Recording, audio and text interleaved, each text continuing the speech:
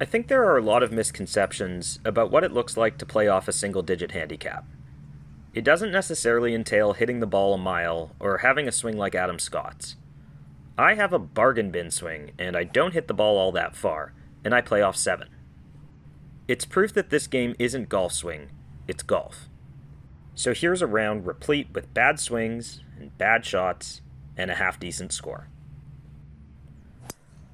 A long hitter I am not, but most of the par 4s played by us amateurs don't ask much more of us than keeping it in play off the tee and being tidy inside 100 yards. And here on the first hole I hit a wedge to about 25 feet, and the first lag putt of the day is just fine, and we'll get out with a par. 200-yard par 3s are far more about limiting big numbers for me than they are about making birdies. And my first terrible shot of the day comes here. It's a lousy lag putt, and leaves me about 10 feet for par. And making this one probably gains me some strokes relative to my average.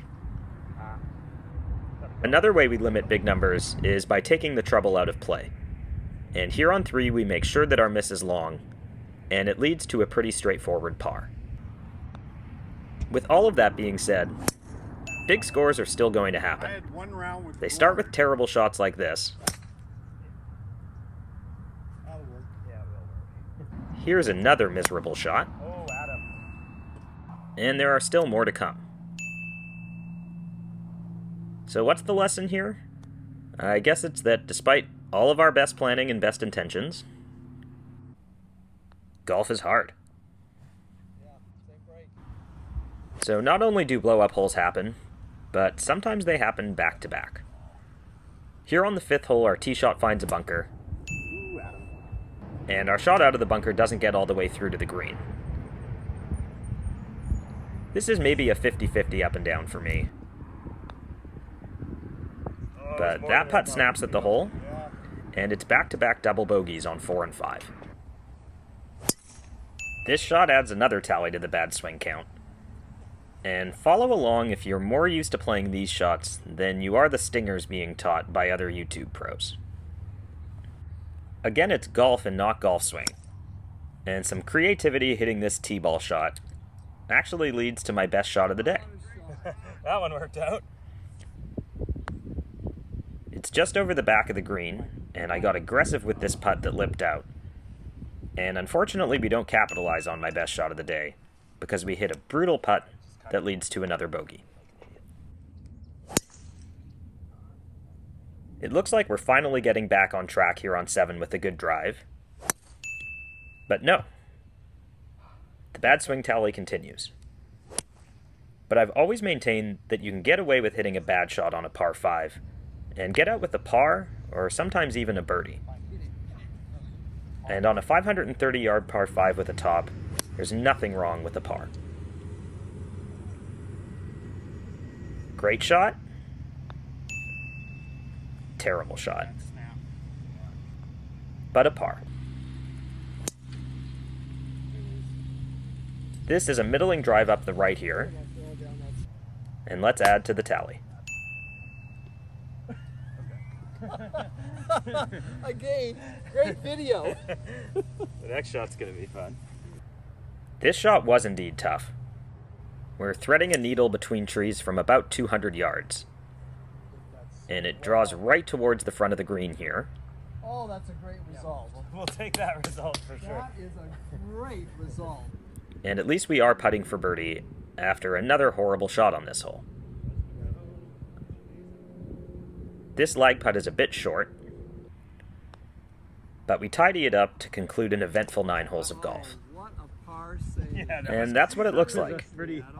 More than one bad shot a hole, and a stretch of 3 holes where we go 5 over par. This is a bad swing, but not altogether a bad shot. And I would classify this shot exactly the same way. We're putting from just off the green now. And we get it close enough that we'll get out with another par. And the trend continues. A bad swing and not altogether bad shot. Oh, nice draw. We put this one in decent enough position to at least hit the green with our approach. This could be very good. This one's on line, Oh, right on the pin. but actually quite a bit short of the pin. And the first putt here is a bit aggressive, but we make the comebacker. Attaboy. Oh, Adam. The luck runs out here, though. For that pin. Bad shot.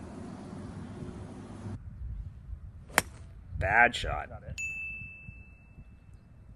We should still be able to get this on the green and get out with no worse than bogey. But guess what? Bad shot.